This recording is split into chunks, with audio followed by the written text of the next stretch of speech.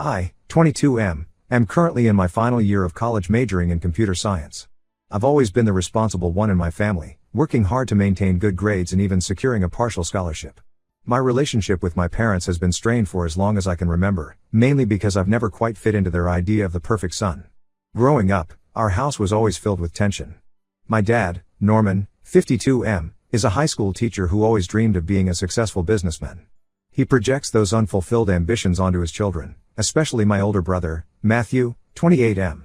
My mom, Linda, 50F, is a nurse who works long hours and tends to avoid conflict, often siding with my dad to keep the peace. Matthew has been the golden child for as long as I can remember.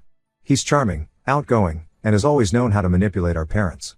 Despite dropping out of college after 2 years and bouncing between dead-end jobs, they've always made excuses for him and bailed him out of every mess he's created. I still remember the day Matthew dropped out of college. He came home unexpectedly in the middle of the semester, claiming that college wasn't for him and that he had a big opportunity in sales. My parents were initially upset, but within a week, they were praising his entrepreneurial spirit and talking about how college isn't for everyone. Meanwhile, I was in my junior year of high school, and the pressure on me to excel academically intensified. Over the years, Matthew's big opportunities came and went. There was the multi-level marketing scheme that left him $5,000 in debt. Then the startup idea that never got past the planning stage. Each time, my parents would bail him out or make excuses. He's just finding his path, they'd say. Or, at least he's trying new things. In contrast, I've worked part-time jobs since high school. I started as a cashier at a local grocery store, then moved on to tutoring younger students in math and science. Every summer, I'd take on extra hours or find internships related to my field. It wasn't easy balancing work and school, but I managed to save up $25,000 for my post-graduation plans. This money means everything to me. It's my ticket to a future where I'm not dependent on anyone. My parents know about this savings, and I've always suspected they saw it as a potential resource to exploit for Matthew's benefit. There have been hints over the years. Comments about how I'm so good with money and how it's important to help family.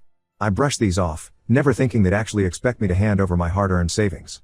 Last week, my parents sat me down for a family meeting in our living room. The same living room where we've had countless arguments about Matthew's behavior, where I've sat through lectures about supporting your brother and being a team player.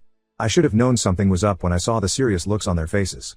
They informed me that Matthew had finally agreed to go to rehab for his drug addiction. This wasn't entirely surprising. Matthew's drug use had been an open secret in the family for years. It started with marijuana in high school, escalated to party drugs in college, and had recently spiraled into harder substances. I was initially relieved, thinking he was finally getting the help he needed. But then came the kicker: they expected me to pay for it. The rehab program they'd chosen cost $30,000, and they wanted my entire savings plus an additional $5,000 I'd have to come up with somehow. They had brochures spread out on the coffee table, talking about the facility's high success rate and how it was the best chance for Matthew to turn his life around. I was shocked. When I refused, my dad got angry, his face turning red like it always does when he's upset. He started pacing the room, gesticulating wildly as he talked about family loyalty and responsibility. My mom started crying, dabbing at her eyes with a tissue as she pleaded with me to be a good brother. They accused me of being selfish and not caring about family. My dad even threatened to cut me off completely if I didn't agree, saying I'd no longer be welcome in their home. They said Matthew's future was more important than my little savings and that I could always make more money later. I couldn't believe what I was hearing. I told them that I'd worked hard for that money and had plans for my future too. I wanted to use it for a deposit on an apartment in the city where I'm hoping to work after graduation, and to have a financial cushion as I start my career. My mom then pulled the family comes first card, while my dad implied that if anything happened to Matthew because he couldn't go to rehab, it would be my fault. The manipulation was intense. I felt cornered and overwhelmed, memories of similar situations from my childhood flooding back. Times when I was made to give up things for Matthew, whether it was a toy he wanted or attention from our parents. But this was different. This was my future they were asking me to sacrifice. I asked them why they couldn't pay for it themselves, and they said they'd already spent too much on Matthew's previous attempts at getting clean. Apparently, there had been outpatient programs and counseling sessions that I hadn't even known about. They also mentioned that they'd taken out a second mortgage on the house to cover some of Matthew's debts I later found out were a mix of unpaid rent, maxed out credit cards, and money owed to some questionable individuals. I stood my ground and refused. My parents were furious. My dad's face turned an even deeper shade of red, and he slammed his hand on the coffee table, causing the rehab brochures to scatter across the floor. My mom's quiet sniffling turned into full-blown sobs. They told me I had a week to come to my senses or I'd no longer be welcome in their home. I left the house that night, unable to stand the tension and disappointment radiating from my parents. I've been staying with my best friend, Chris, 22M, since then, trying to figure out my next move. Chris has been incredibly supportive, letting me crash on his couch and listening to me vent about the situation. I feel guilty for not helping Matthew. Despite everything, he's still my brother, and I don't want to see him destroy his life with drugs. But at the same time, I'm angry that my parents expect me to sacrifice everything I've worked for. They've enabled his behavior for years, always finding excuses for his failures and bailing him out of every bad situation. And now they want me to clean up the mess they've helped create. I'm torn between standing my ground and giving in to keep the peace. I don't want to lose my family, but I also don't want to give up my hard-earned savings and future plans. The thought of going back to square one financially, especially in this economy, terrifies me. But the thought of being cut off from my family, despite our issues, is equally daunting. I've tried talking to a few friends about this, but it's hard for them to understand the complexity of the situation. Some think I should help because it's family, while others are outraged on my behalf. None of their advice feels quite right for my situation. I'm also worried about what will happen to Matthew if he doesn't get help. But is it really my responsibility to sacrifice my future for his? Haven't I already sacrificed enough over the years, always taking a backseat to Matthew's needs and dramas? As the deadline my parents gave me approaches, I find myself losing sleep, constantly turning the situation over in my mind. Am I wrong for refusing to pay for Matthew's rehab? Am I being selfish, or am I finally standing up for myself? How do I navigate this without completely destroying my relationship with my family? Any advice would be appreciated because right now, I feel completely lost. Update 1. It's been about 2 months since my last post, and a lot has happened. I want to thank everyone for their support and advice. It really helped me navigate through some tough decisions. After I refused to pay for Matthew's rehab, things got pretty intense. My parents alternated between guilt-tripping and threatening me. They would call multiple times a day, leaving voicemails that ranged from tearful pleas to angry tirades. My mom would text me Bible verses about the importance of family and forgiveness. My dad, on the other hand, sent lengthy emails detailing all the ways I was disappointing the family and throwing away my brother's last chance at recovery. The situation escalated when they showed up at my college campus. I was leaving the computer science building after a late-night study session when I saw them waiting by my car. My mom was crying, and my dad looked furious. They tried to corner me, causing a scene that was both embarrassing and frightening. I had to involve campus security to escort them off the premises. The incident left me shaken and even more resolved to maintain my boundaries. Matthew, on the other hand, started calling and texting me nonstop. Sometimes he'd beg for help, claiming he was ready to change and that I was his only hope. Other times, he'd curse me out for abandoning him and the family. The mood swings were dramatic and unpredictable. One particularly disturbing message from Matthew said, "If anything happens to me, it's on you." It was emotionally draining, to say the least. About 3 weeks after my initial post, I received a call from my Aunt Lisa, 46F, my mom's younger sister. She wanted to meet up and talk. I was hesitant at first, worried that my parents had put her up to it, but I agreed to meet her in a public place, a small cafe near my college. To my surprise, Aunt Lisa was actually on my side. Over coffee, she revealed some family history I wasn't aware of. Apparently, my parents had done something similar to my cousin Jack, 31M, years ago. When Jack was struggling financially after losing his job during the 2008 recession, my parents pressured him to sell his car to help Matthew pay off some gambling debts. Jack refused and has been distant from the family ever since. Aunt Lisa shared more details about that incident. Jack had lost his job at a bank and was having trouble finding new employment. He was relying on his car for job interviews and gig work to make ends meet. Meanwhile, Matthew, who was 20 at the time, had racked up significant debts through online poker. My parents, afraid that Matthew might get into trouble with loan sharks, pressured Jack to sell his car, which was worth about $15,000 at the time, to cover Matthew's debts. When Jack refused, my parents accused him of being selfish and not caring about family. They even went as far as to tell other family members that Jack was refusing to help Matthew in his time of need, conveniently leaving out the part about the gambling debts. This led to Jack being ostracized from many family events. This information made me realize that my parents' behavior was part of a long-standing pattern. It wasn't just about me or even Matthew, it was a dysfunctional family dynamic that had been hurting people for years. It strengthened my resolve to stand my ground. Aunt Lisa also told me that she regretted not standing up for Jack more at the time. She encouraged me to stay strong and offered her support, even saying I could stay with her if things got worse with my parents. Unfortunately, things did take a turn for the worse. Last week, I found out that someone had tried to access my bank account. I received an alert from my bank about suspicious activity. Someone had tried to transfer a large sum of money but was blocked due to incorrect security answers. The bank flagged it and blocked it. I immediately suspected my parents or Matthew. I spent hours on the phone with the bank, going through recent transactions and setting up additional security measures. Then, I filed a police report. The officer I spoke to was sympathetic but warned me that these cases can be complicated when they involve family members. I also started the process of freezing my credit. It was a hassle, involving calls to multiple credit bureaus and filling out several forms, but I knew it was necessary to protect myself financially. Feeling overwhelmed by the legal implications, I reached out to a lawyer to discuss my options. The consultation wasn't cheap, but it was worth it for the peace of mind. The lawyer advised me to consider getting a restraining order, given the escalating situation with the campus incident and now the attempted financial fraud. The day after I spoke with the lawyer, I received a tearful call from my mom. She admitted that Matthew had stolen my bank information from their house. I had stupidly left some old statements there when I moved out for college, and tried to transfer money to himself. She begged me not to press charges, saying it would ruin Matthew's life. She tried to downplay it, saying Matthew was desperate and not thinking clearly because of his addiction. I was furious. This crossed a line I couldn't ignore. The betrayal stung deep, not just Matthew's actions, but my parents' continued defense of him. I told my mom that I would be pursuing legal action and that I wanted no further contact with any of them. The call ended with her crying and me feeling a mix of anger, sadness, and oddly, relief at finally taking a stand.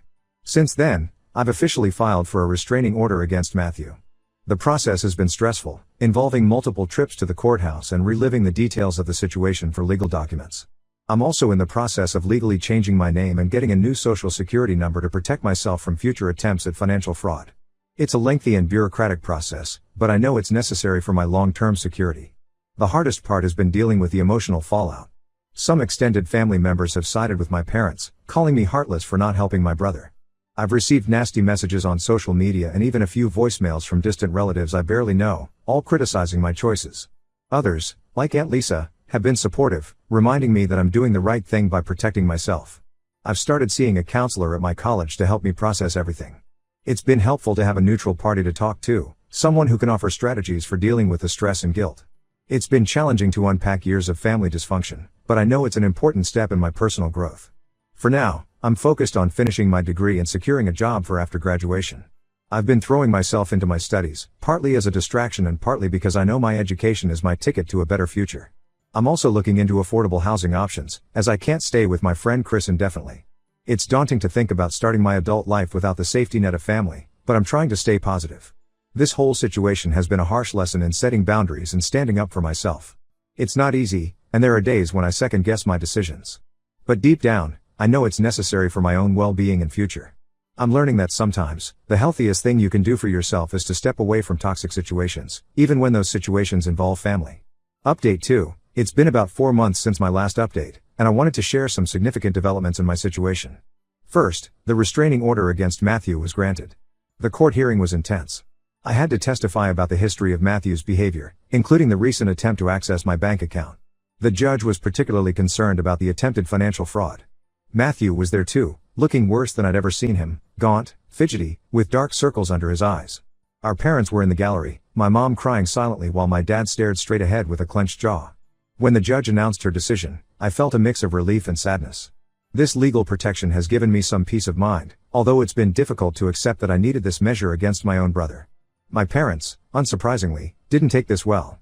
They've been telling family members that I'm exaggerating the situation and that I'm tearing the family apart. According to Aunt Lisa, they're painting me as an ungrateful son who's abandoning his family in their time of need. Some relatives have bought into this narrative, and I've had to block several of them on social media due to harassing messages. It's been painful to see how quickly some family members turned on me, people who I thought would understand or at least hear me out. About a month ago, I received an unexpected call from my cousin Jack. Remember, he's the one who had a similar experience with our family years ago. We had a long conversation where he shared more details about his own ordeal and how he managed to build a life for himself away from the family drama. Jack told me about the depression he fell into after the incident with his car and how he struggled to trust people for years afterward. But he also shared how he eventually found a new job, made new friends, and even met his now wife. It was incredibly reassuring to talk to someone who truly understood what I was going through and had come out stronger on the other side. Jack also gave me some disturbing news. Apparently, Matthew had been arrested for drug possession and attempted robbery. My parents were trying to keep it quiet, but Jack found out through a mutual friend who works at the local courthouse. According to Jack's friend, Matthew was caught trying to steal prescription drugs from a small pharmacy. He's now facing serious charges, and my parents are scrambling to find money for his legal fees and another attempt at rehab. I'd be lying if I said I didn't feel a twinge of guilt when I heard this. Part of me wondered if things would have been different if I'd given them the money for rehab months ago. But Jack reminded me that this was the consequence of Matthew's actions and my parents' enabling behavior, not my refusal to give up my savings. He reassured me that I made the right choice in protecting myself and my future. On a more positive note, I've managed to secure a job that will start right after graduation. It's an entry-level software developer position at a mid-sized tech company in the city. It's not my dream job, but it's in my field and offers good benefits, including health insurance. This means I'll be fully independent once I graduate. The hiring process was stressful, with multiple rounds of interviews and a coding test, but I'm proud that I managed to focus on my future despite all the family drama. I've also found an affordable apartment near my new workplace. It's a small studio in an older building, but it's mine, and more importantly, it's far away from my family's drama. I've been slowly accumulating furniture and household items, mostly second-hand stuff from thrift stores and online marketplaces. It's not much, but it feels good to be building something for myself. The college counselor I've been seeing has been a great help in processing all of this. She's helped me work through my feelings of guilt and reinforced that I'm making healthy decisions for myself. We've been discussing strategies for maintaining boundaries and dealing with the ongoing stress of the situation. It's a slow process, but I feel like I'm making progress. Last week, I received a letter from my parents. The handwriting was my mom's, but it was signed from both of them. They apologized for their behavior and said they realize now that they were wrong to pressure me. They wrote about how Matthew's arrest was a wake-up call for them and that they're starting to see how their actions have enabled his behavior over the years. They asked if we could meet to talk things over, saying they want to make amends. I'm conflicted about this. Part of me wants to believe they've changed, that we could rebuild our relationship on healthier terms. But a bigger part is wary of getting pulled back into their dysfunction. I've been hurt too many times, and I'm afraid of letting my guard down only to be disappointed again. For now, I've decided not to respond to their letter. I need more time to think about what, if any, relationship I want with them moving forward. I've discussed it with my counselor, and she agrees that taking time to process my feelings before making a decision is a good idea. As I approach graduation, I'm filled with a mix of emotions, pride in what I've accomplished, sadness for the family relationships I've lost, and hope for the future I'm building for myself. It's not the path I expected to take, but I'm determined to make the most of it. I'm learning that family isn't just about blood relations, but about the people who support and respect you. I'm grateful for the friends who've stood by me through this ordeal, for Aunt Lisa's unwavering support, and for Jack's guidance. They've become my chosen family, and their support means more than I can express. As I prepare to start this new chapter of my life, I'm trying to focus on the possibilities ahead rather than the pain of the past. It's not always easy, but I'm taking it one day at a time. Update 3, it's been 6 months since my last update, and a year since this whole ordeal began. I've graduated college and started my new job. Living independently has been challenging but rewarding. There's something empowering about paying my own bills and making decisions without having to consider my family's drama. About 2 months ago, I finally agreed to meet with my parents. We met in a public place, a quiet cafe in a neutral part of town, and I brought a friend for support. The conversation was tense and emotional. They looked older somehow, worn down by the events of the past year. They apologized again for their actions and said they've realized the harm they've caused by enabling Matthew for so long. They informed me that Matthew is currently in a court-mandated rehab program as part of a plea deal for his arrest. Apparently, he's been there for about 3 months and is showing some signs of progress. They've also started attending support groups for families of addicts. My mom talked about how eye-opening it's been to hear stories from other parents and realize the patterns in their own behavior.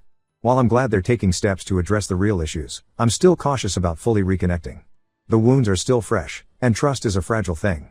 We've agreed to take things slow. We're starting with occasional phone calls and might progress to short visits if things go well. I've made it clear that I won't discuss finances or Matthew's situation for now. They seem to understand and respect these boundaries, which is a positive sign. Speaking of Matthew, he sent me a letter from rehab about a month ago. His handwriting was shaky, but the words seemed sincere. He apologized for his past behavior and the attempted theft. He acknowledged that he has a lot of work to do to rebuild trust, not just with me but with everyone he's hurt. He wrote about the programs he's participating in and how he's starting to understand the impact of his actions. I appreciated the gesture, but I'm not ready to respond yet. I need more time to process my feelings and decide if and how I want Matthew in my life moving forward. Aunt Lisa has become a strong source of support through all of this. She calls me weekly to check in and has even visited me in my new apartment. She's been keeping me updated on family matters without pressuring me to get more involved. Through her, I learned that my parents have started marriage counseling to work on their own issues. Apparently, the strain of dealing with Matthew's addiction and the fallout from their treatment of me has taken a toll on their relationship. On the personal front, I've been promoted at work. It came as a surprise. I've only been there for a few months, but apparently, I impressed my superiors with my dedication and quick learning. The added responsibility is stressful, but I'm proud of my progress. The promotion came with a small raise, which has helped ease some of my financial stress. I've also started dating someone, Olivia, 23F, who I met through a coworker. She's been understanding about my family situation. I was nervous about telling her everything, afraid it might scare her off, but she's been incredibly supportive. She comes from a close-knit family herself and has been patient with my trust issues and occasional mood swings. I still have moments of doubt and sadness about how things turned out with my family. Holidays are particularly tough. Thanksgiving was hard. I ended up spending it with Olivia's family, which was nice, but also a stark reminder of what I've lost. Christmas is coming up, and I'm still not sure how I'll handle it. But overall, I'm at peace with my decisions. I'm learning that it's okay to prioritize my own well-being and that setting boundaries doesn't make me a bad person. I'm also learning that healing isn't linear. Some days are easier than others, and that's okay. As I move forward, I'm cautiously optimistic. I'm open to healing family relationships, but only if it doesn't come at the cost of my own mental health and stability. For now, I'm focusing on building the life I want for myself, one day at a time. I'm proud of how far I've come, and while the future is uncertain, I feel better equipped to handle whatever comes my way.